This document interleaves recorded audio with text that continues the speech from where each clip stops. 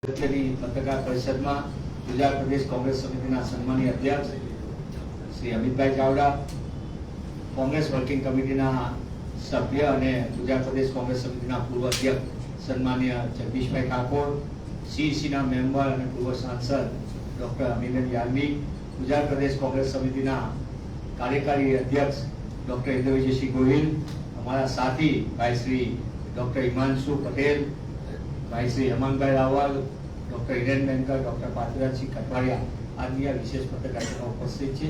આજે જુદા જુદા પક્ષમાંથી લાંબા સમયથી લોકો તેમની મૂળભૂત બાબતોને કરીને જનતા હિતમાં કોંગ્રેસના કામગીરી જઈને અને કોંગ્રેસની વિચારધારાને લઈને તેઓ જોડાવા જઈ રહ્યા છે.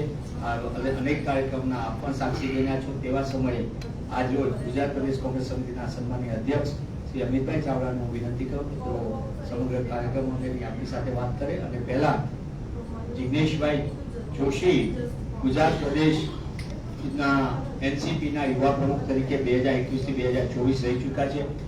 રાષ્ટ્રીય એનસીપીના યુવા મહામંત્રી તરીકે એમણે કામ કર્યું છે 2024 થી 25 અને ગુજરાત પ્રદેશ એનસીપીના મહાસચિવ તરીકે 2025-26માં જેમને જવાબદારી સંભાળી છે.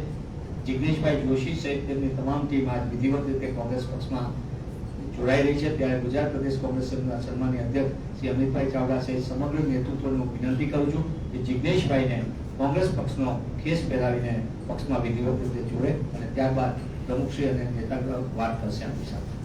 સન્માનીય અધ્યક્ષ જિગ્નેશભાઈ આવો.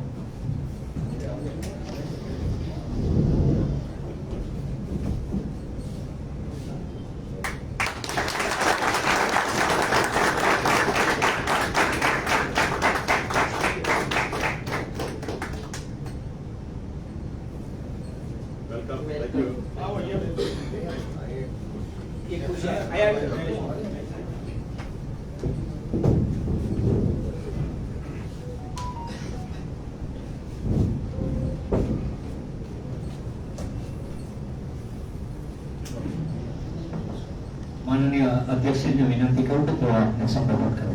સન્માનીય અમિતભાઈ.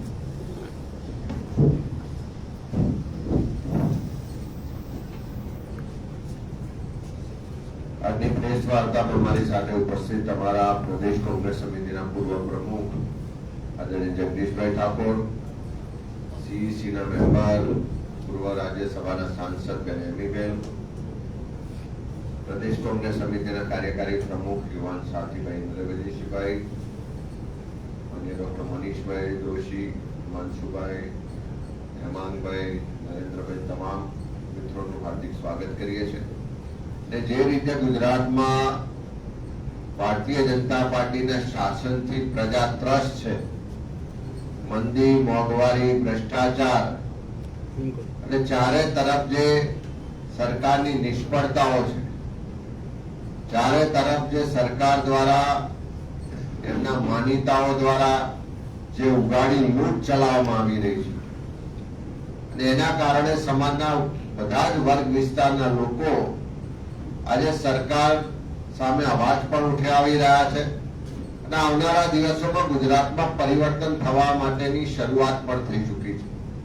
અને એના જ ભાગ સ્વરૂપે છેલ્લા કેટલાય દિવસોથી આપ સૌએ જોયું હશે કે સમાજના વિવિધ વર્ગના લોકો, વિવિધ રાજકીય પાર્ટી સાથે જોડાયેલા લોકો અને પ્રબુદ્ધ નાગરિકો ગુજરાતને આવનારા સમયમાં જે નવી દિશામાં લઈ જવું છે, આ ભ્રષ્ટાચારીઓથી મુક્ત કરાવવું છે અને એના માટે કોંગ્રેસ પાર્ટીમાં જોડાઈ રહ્યા છે.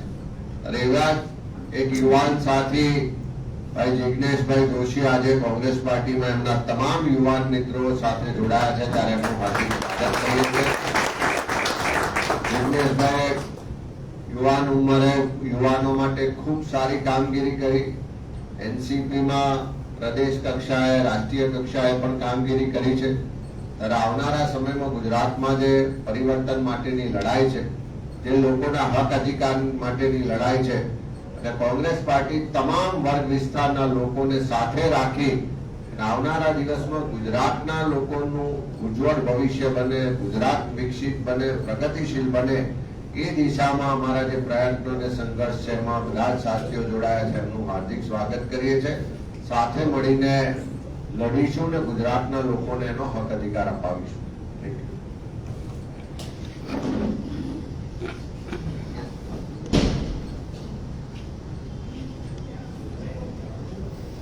અમિતભાઈ, આજે થોડી મનની 5 વાગે પ્રેસ છે, કઈ રીતે જોઈ રહ્યા છો? થોડી જાહેર તો કોંગ્રેસ કેટલું તૈયાર છે? ચૂંટણી જાહેર થાય એટલે કોંગ્રેસ બધી જ રીતે તૈયાર છે. અમારી સંપૂર્ણ તૈયારીઓ અમે પહેલા જ કરી ચૂક્યા છીએ.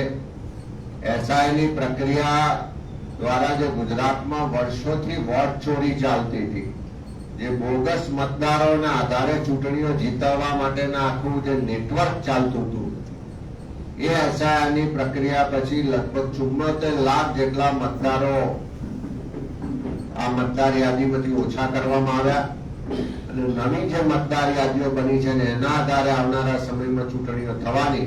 અને હું 100% વિશ્વાસ સાથે કહું છું કે અમારા કાર્યકરોએ જે મહેનત કરી છે, લોકોના પ્રશ્નો માટે જે અવાજ ઉઠાવ્યો છે, જે જનાક્રોશ યાત્રાના માધ્યમથી આખા ગુજરાતમાં અમે ભ્રમણ કર્યું ને લોકોના વચ્ચે જઈને સંવાદ કર્યો છે, ભારતીય જનતા પાર્ટી બધા જ મોરચે નિષ્ફળ છે.